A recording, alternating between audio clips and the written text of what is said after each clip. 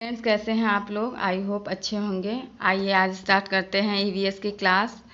तो EVS means पर्यावरण अध्ययन, इन्वायरमेंटल स्टडीज़। क्या है इन्वायरमेंटल स्टडीज़? पर्यावरण अध्ययन। फ्रेंड्स, यहाँ से बहुत सारे क्वेश्चन बनते हैं पर्यावरण अध्ययन से, और इसमें बहुत सारे टॉपिक आ जाते हैं आपके, और जिसमें से हम बहुत से वीडियो बना चुके हैं। कृषि उत्पादन एवं क्रांतियाँ, चिन्ह एवं उनके प्रतीक, भारत रत्न अवार्ड से सम्मानित व्यक्तियों के बारे में, पर्वत एवं पहाड़ियों के बारे में, और झीलें, उसके अलावा राष्ट्रीय उद्यान, फसलों के उत्पादन के बारे में बहुत से वीडियो बना चुके हैं। अगर आपने नहीं देखा है तो आप जाके वहाँ देख लीजिए। और आइए तो बात करते हैं। तो इसको दो पार्ट में डिवाइड किया गया है, विषय वस्तु और शिक्षण। तो शिक्षण में हमारे पेडागोजी के क्वेश्चन आ जाते हैं, और इसमें क्या है, विषय वस्तु। विषय वस्तु में आपका थीम और उप थीम के बारे में बात किया गया है। यहाँ से आपके दो क्वेश्चन पक्का आते ही आते हैं, तो आप बहुत अच्छे से इसको देख लीजिए। तो विषय वस्तु में क्या है, पहला है थीम। इसको मुख्य थीम भी कहते हैं, थीम या मुख्य थीम भी कहते हैं। तो मुख्य थीम हमारे कितने हैं? 6 है हमारे मुख्य थीम। तो आइए बात करते हैं एक एक करके। तो फर्स्ट है हमारा परिवार एवं पर्यावरण, सेकेंड है भोजन, और थर्ड थीम है आश्रय, फोर्थ है जल, और फिफ्थ है यात्रा, सिक्स नंबर है हम जो सोचते हैं और जो करते हैं। तो फर्स्ट हमारा जो परिवार एवं पर्यावरण है, इसके 4 उप थीम हैं। क्या है, इसके 4 उप थीम दिए गए हैं। तो वो क्या है, संबंध है, कार्य एवं खेल है, पशुएं हैं, और पौधे हैं। तो फ्रेंड्स, परिवार एवं पर्यावरण में हमारे ये चारों उप थीम दिए गए हैं। और भोजन में हमारे इस प्रकार के क्वेश्चन आते हैं कि कहाँ किस प्रकार के भोजन खाए जाते हैं। जैसे महाराष्ट्र में, असम में, गोवा में नारियल के तेल में तली हुई मछली, और महाराष्ट्र का ढोकला। तो इस तरह के क्वेश्चन भोजन वाले थीम में पूछे जाते हैं। और आश्रय से हमारा कहाँ किस प्रकार का आवास है, तो आवाज़ भी होता है, तो वो एटमॉस्फेयर के अकॉर्डिंग होता है। जैसे असम में बहुत ज़्यादा बारिश होती है, तो वहाँ पर 3-3.5 फुट ऊपर घर बनाए जाते हैं। और राजस्थान में किस प्रकार के घर होते हैं, हिमाचल में किस तरह के घर बनाए जाते हैं, तो उसमें आश्रय में बात किया गया है, आश्रय की थीम पर। नेक्स्ट है जल।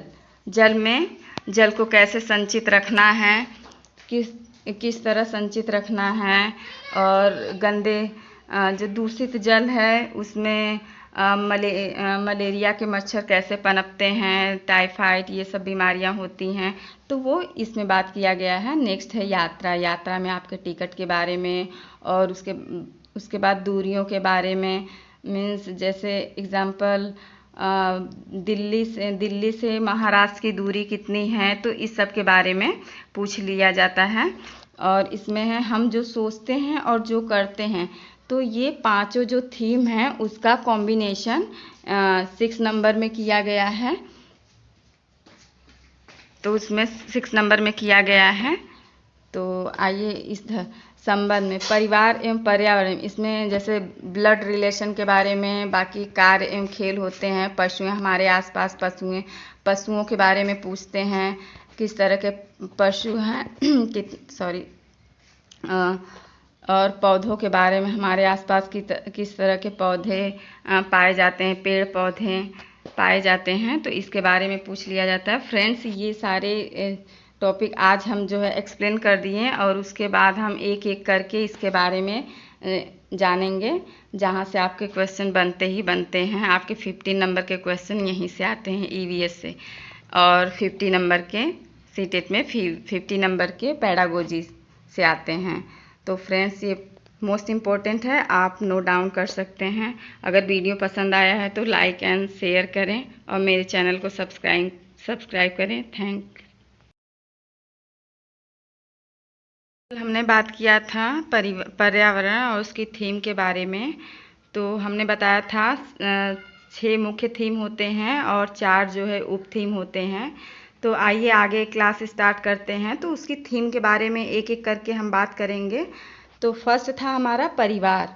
क्या था? फर्स्ट था हमारा परिवार, फैमिली। तो परिवार का अर्थ क्या होता है? परिवार सामाजिक इकाई होता है। क्या होता है? परिवार सामाजिक इकाई होता है। यह अंग्रेजी में फैमिली बोला जाता है अंग्रेजी में, और यह फैमुलस शब्द से लिया गया है, जो यह लैटिन भाषा का शब्द है। किस भाषा का है? ये मोस्ट इम्पोर्टेंट है, पूछा गया है। तो फैमुलस किस भाषा से लिया गया है? वो फैमिली से लिया गया है, और ये शब्द लैटिन भाषा का है। तो किसका है? लैटिन भाषा का है। तो आइए आगे देखते हैं। बालक का सामाजिकरण परिवार से ही माना जाता है। बालक का सामाजिकरण कहाँ से होता है? बच्चा जो है समाज में ही जन्म लेता है, वहीं से सारी चीज़ें सीखता है। दादा हैं, दादी हैं, मम्मी हैं, पापा हैं, बाकी सारी चीज़ें वह परिवार से ही स्टार्ट करता है सीखना। तो परिवार बच्चों का प्रथम स्कूल माना जाता है। तो बच्चों के प्रथम स्कूल के बारे में हम परिवार को ही जानते हैं, मोस्ट इम्पोर्टेंट है। तो बच्चों का प्रथम स्कूल क्या है? तो परिवार ही माना जाता है। बच्चों का प्रथम स्कूल परिवार है। परिवार शिक्षा का अनौपचारिक साधन है। ये पूछा गया क्वेश्चन है कि परिवार शिक्षा का कौन सा साधन है, औपचारिक या अनौपचारिक? तो अनौपचारिक साधन है। अनौपचारिक साधन होता है जहाँ बालक की शिक्षा जन्म से मृत्यु तक निरंतर चलती रहती है। क्या? बालक की शिक्षा क्या? जन्म से लेकर मृत्यु तक निरंतर चलती रहती है। तो बालक जो कुछ भी सीखता है वो परिवार में सीखता है, परिवार में रहकर। तो प्रथम स्कूल उसका परिवार ही माना जाता है। परिवार के प्रकार। तो परिवार को दो पार्ट में डिवाइड किया गया है। एक होता है एकल परिवार और दूसरा होता है संयुक्त परिवार। तो एकल परिवार में हमारे आते हैं, एकल परिवार में माता पिता तथा उनके अविवाहित बच्चे, जो अविवाहित, जिनका विवाह न हुआ हो, ऐसे बच्चे आते हैं एकल परिवार में। तो माता पिता तथा उनके अविवाहित बच्चे, वो क्या हो गए? एकल परिवार। और संयुक्त परिवार में आते हैं माता पिता, दादा दादी, माता पिता तथा उनके अविवाहित दोनों बच्चे, दादा दादी, चाचा चाची, बुआ, बाकी परिवार के सभी सदस्य, और एक ही छत के नीचे निवास करते हैं।